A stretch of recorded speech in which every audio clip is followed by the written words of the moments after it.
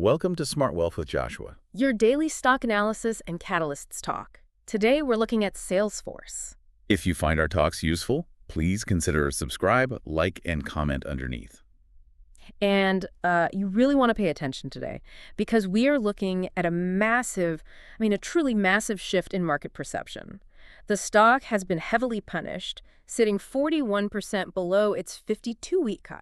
Wow, 41%. Right. We're talking about a company that was, once the absolute darling of the enterprise software world. They were the pioneer of cloud computing. Now, Wall Street they're treating it like a software laggard. So the fundamental tension we are unpacking today is whether this massive drop is a generational buying opportunity or, a flashing warning sign of a permanently broken growth engine. Yeah, a 41% haircut on a mega cap tech pioneer is, well, it's not something you see every day. It means the market is just aggressively repricing the entire future of the business. But before we get into the autopsy of that drop and whether the patient is actually going to recover, navigating a chart that looks like a descending staircase requires the right tool. Oh, absolutely. And if you want help reading those volatile trading charts more clearly, you can check out VIP Algos through the affiliate link below in the description. It is a TradingView indicator suite designed to just, cut right through the market noise. Right. It gives you visual buy and sell chart alerts, tools to determine trend direction, mapped out support and resistance zones, and really clear areas for take profit and stop loss planning. It's incredibly versatile, working across markets like stocks, forex, crypto, gold, indices, and futures. Which is super helpful. It is, but I do want to be very clear on the safety side, though. VIP Algos is an educational chart analysis tool only. It is not financial advice, it does not place trades for you, and it certainly does not guarantee profits. Trading always involves risk, so manage your risk strictly and do your own research. And again, that is an affiliate link down in the description, so we may earn a commission if you use it at no extra cost to you. All right, let's move into the wealth building context. Yeah. Because looking at a stock that shaved off almost half its value, it forces us to ask a very basic question about wealth building. Right, like who is this actually for? Exactly. Who is this stock for right now? Because if you hold this in a long-term portfolio, it really feels like the identity of the underlying company has completely fractured. Yeah, the identity hasn't just fractured, it has undergone a total transformation. For, the better part of 2 decades, this was your classic hyper-growth, speculative price-to-sales story. Oh, yeah. Back in the day. Right. Investors bought in because revenue was compounding at 20 to 25% every single year. You didn't care about the bottom line. You didn't care about dividends. You just cared about capturing market share. And growth at all costs. Exactly. But today, that era is over. The company has transitioned into a massive free cash flow generator. It is a contrarian value play now. And that is a massive psychological hurdle for the market to get over.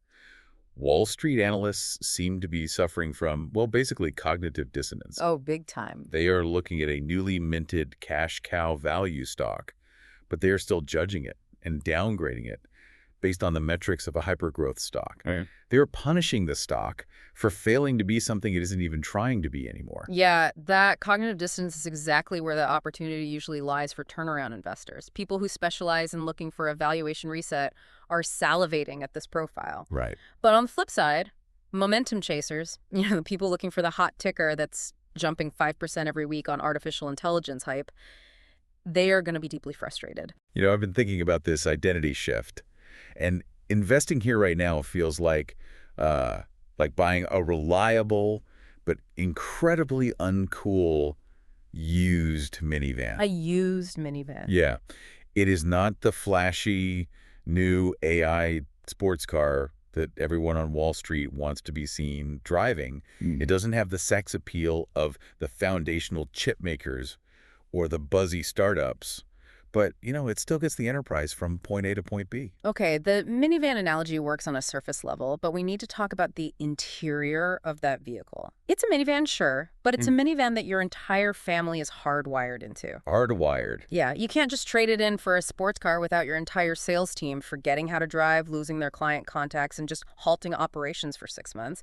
The switching costs are essentially the seatbelts locking the customers in. That gives us the bigger picture. Now let's look at the fundamentals. Wait, I think I was supposed to say that. Oh, my bad. Go ahead. No worries. That gives us the bigger picture. Now let's look at the fundamentals. Right, so if the customers are strapped in that tightly, let's look under the hood. Does the financial engine justify Wall Street treating this thing like it's headed for the junkyard? Show me the actual numbers. Well, the financial reality is incredibly robust, which makes that 41% drop look even more disconnected from the balance sheet. For their fiscal year 25, they brought in $37.9 billion in total revenue. Wow, almost 38 billion. Yeah, and trailing 12-month revenue growth is still sitting near 11%. I mean, 11% growth is a far cry from the 25% glory days, obviously. True. But delivering double-digit growth on a base of almost $38 billion is like a massive logistical feat. It really is. And they are doing it with the profitability metrics you would demand from a mature software giant. Trailing 12-month gross margins are a staggering 77.6%. 77%. That's insane. Net margins are nearly 19%. And get this, they generated $9.6 billion in operating cash flow recently. Okay, so they are just printing cash at this point. So what does the debt picture look like against that kind of cash generation? It's a fortress balance sheet. They are sitting on $7.7 billion in cash and marketable securities against a total debt load of about $8.3 billion. So they're basically flat on debt. Effectively neutral, yeah, with nearly $10 billion in cash flow coming through the door every year. And management isn't just hoarding that cash. They are executing a massive $10 billion share repurchase program. See, a $10 billion buyback is not just a rounding error. That is management aggressively signaling to the market. Exactly. Because when a company shifts from growth to value, buying back your own stock at a 41% discount is a highly efficient way to artificially boost your earnings per share. Yeah. It rewards the shareholders who actually stick around. And the confidence to execute a buyback of that magnitude, well, it comes entirely from that seatbelt mechanism we talked about, what industry insiders call the sticky data fabric. With the lock-in. Yeah, they aren't just selling a standalone customer relationship management tool anymore. Over the years, they've strategically acquired and integrated Slack for corporate communication, Tableau for high-level data visualization, and MuleSoft for complex back-end data integration. Yeah, and once a Fortune 500 enterprise standardizes its entire sales, service, and workflow infrastructure on that specific ecosystem, the pain of leaving is almost incalculable. Oh, totally. You can't simply unplug this software and plug in a cheaper competitor. I mean, the data migration risks, the cost of retraining thousands of global employees, and the sheer operational downtime make leaving financially irrational. That sticky data fabric creates an almost impenetrable competitive moat.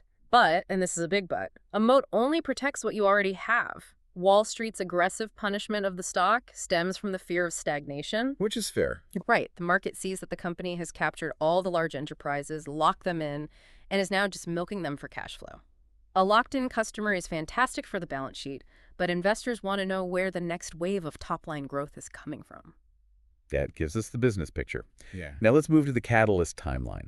Because if the underlying business is a cash-printing fortress, but the market is terrified of stagnation, what is actually going to wake this stock up? If we look at the calendar, what upcoming events could force institutional investors to admit their bearish narrative is wrong? The next 2 to 3 months are critical here. The first major hurdle is their fiscal Q2 earnings in late August. The headline revenue number will matter, sure, but the institutional focus is going to zero in almost entirely on CRPO. Current remaining performance obligations. Exactly. And for anyone not elbow deep in software accounting, CRPO is essentially the ultimate lie detector for future demand. It measures the contracted revenue that the company has secured but hasn't yet delivered or recognized on the income statement. Right, so if CRPO beats consensus expectations, it instantly shatters the narrative that enterprise demand is drying up. It proves that customers aren't just staying locked in, they are actively signing new, expanded contracts. The other major focus on that August call will be the Agentforce AI pipeline. Agentforce is their flagship push to monetize artificial intelligence. Right. And assuming they survive the August earnings call, September brings Dreamforce. Yes. Dreamforce is their massive annual conference in San Francisco, and historically it acts as a massive catalyst for the stock. It's the venue where they announce major new customer wins, roll out strategic AI partnerships, and detail the product roadmap for the next year. It is custom designed to reinvigorate investor sentiment and just dominate the tech news cycle. I always have a healthy dose of skepticism when it comes to these mega conferences, though. Let's be honest, a lot of it is just corporate theater, you Oh, know. definitely. CEOs pacing around a stage, throwing the phrase artificial intelligence into every single sentence, and just hoping the algorithm bumps a stock price. Does a 4-day party in San Francisco actually move the needle on real billion-dollar enterprise spending? The skepticism is valid, but in the enterprise software space, the theater serves a very tangible financial purpose. Conferences like Dreamforce act as artificial, hard deadlines for corporate purchasing departments. Oh, I see. Yeah, sales teams spend the previous 6 months working on massive enterprise deals, and those deals are structurally designed to be signed, sealed, and publicly announced during the keynotes. The theater actively forces the closure of the sales pipeline. That makes sense. And beyond the company's specific events, we can't ignore the broader macroeconomic environment. Right, the Fed. Exactly. The Federal Reserve has potential rate cuts on the table. When the Fed cuts interest rates, the discount rate used in financial models drops. That makes the future cash flows of long-duration software assets significantly more valuable in today's dollars, creating a powerful sector-wide tailwind. Catalysts tell us what could change the story. Now let's pivot to the chart. Right. Because if all these major catalysts are looming in August and September, and the macro environment might turn favorable, the logical next step is to see how the smart money is placing its bets today. Are institutional traders pricing in a massive comeback, or have they already priced in a failure? Well, looking at the price structure on the chart, it is a landscape of pure pain. Pure pain. A sustained downtrend testing recent lows near $146.32. That slide has caused a massive valuation compression. The stock is currently trading at a historically depressed price-to-earnings ratio of 16.58. Yeah, and trading at less than 17 times earnings is almost unheard of for a software market leader of this scale. You usually see multiples like that on legacy industrial companies, not cloud computing pioneers with 78% gross margins. But the internal mechanics of the trading volume are telling a fascinating story. Right, because the volume is running at 0.9 times the 3-month average. It's incredibly light. Light volume at the bottom of a 40% slide is a classic indicator of selling exhaustion. The weak hands, the momentum chasers, the people who wanted to panic sell, they have all left the building. There is simply no one left who wants to dump the stock at these levels. But the most compelling metric hidden in the technical data is the insider market sentiment probability ratio, or MSPR. It is flashing strongly positive at 54.53. Okay, we need to unpack the mechanics of that because on the surface, insider net shares traded recently are actually slightly negative. Like, insiders have technically sold more shares than they've purchased over the last few months. Yeah, but the raw number of shares sold can be deeply misleading, which is why the MSPR model is so vital. Executives frequently sell shares to cover tax obligations on routine stock-based compensation. So the MSPR model ignores that noise and looks at the nature of the transactions. It weighs the size of the blocks, the timing relative to upcoming earnings, and the specific titles of the executives making the moves.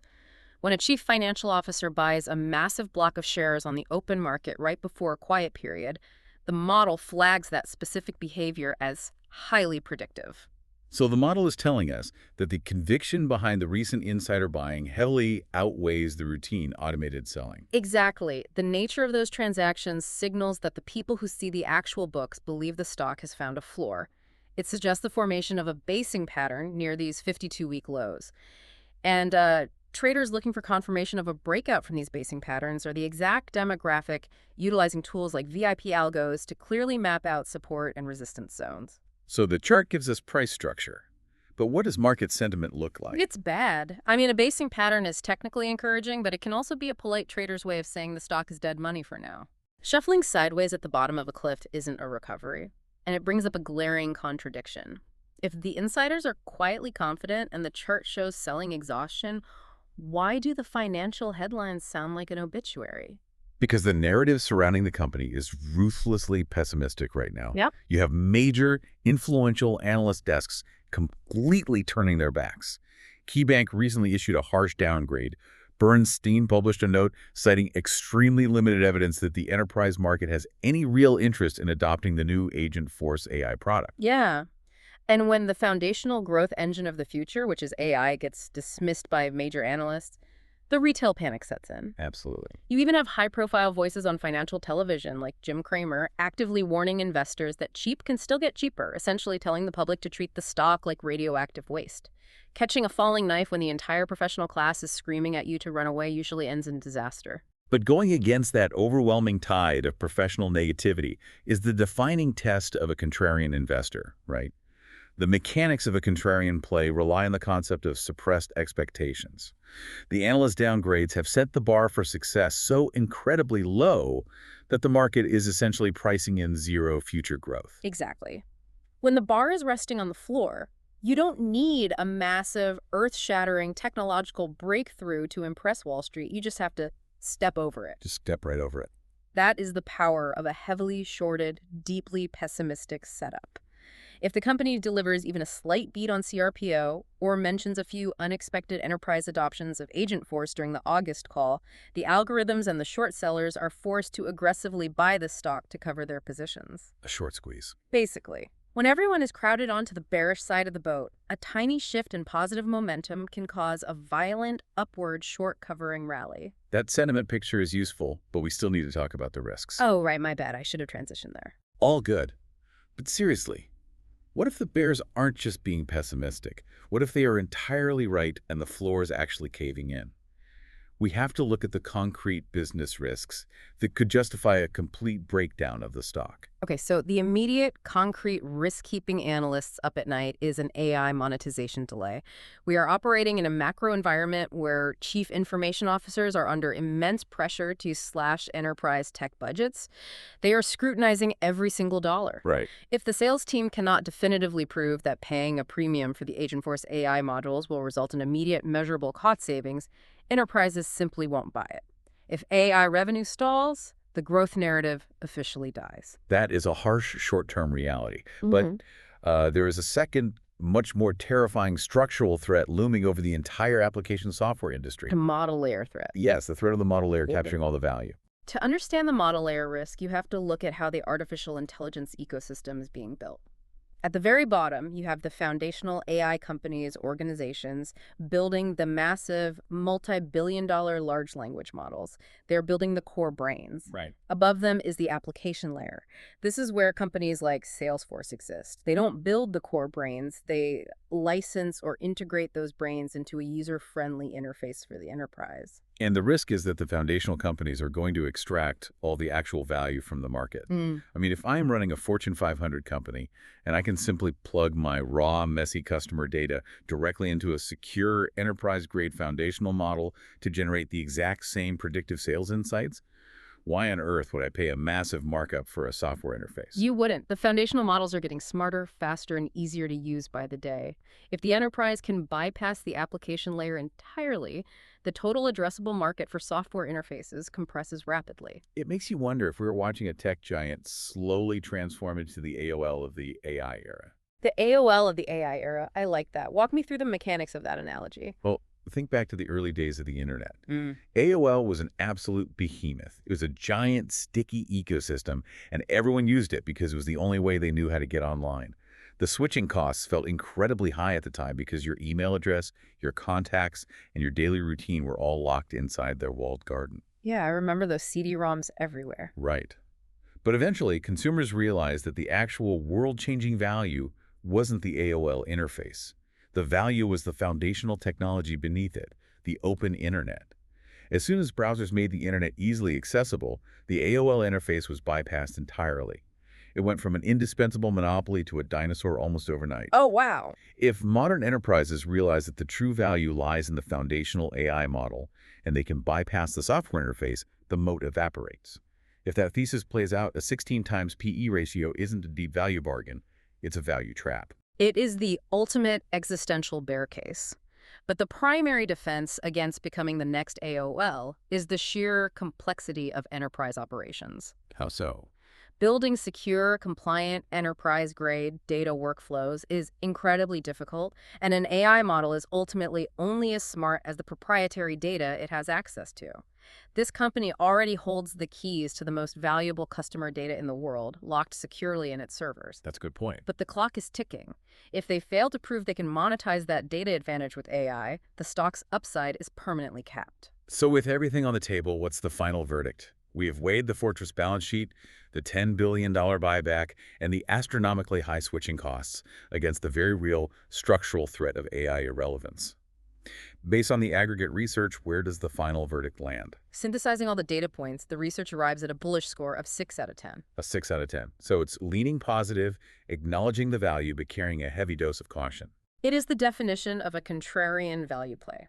Here is the final elevator pitch. The stock is currently priced for failure.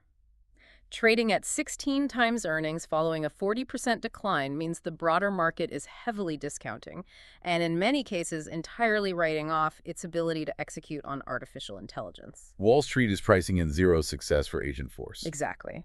But the massive free cash flow generation, nearly $10 billion a year, and those incredibly high switching costs provide a concrete fundamental floor.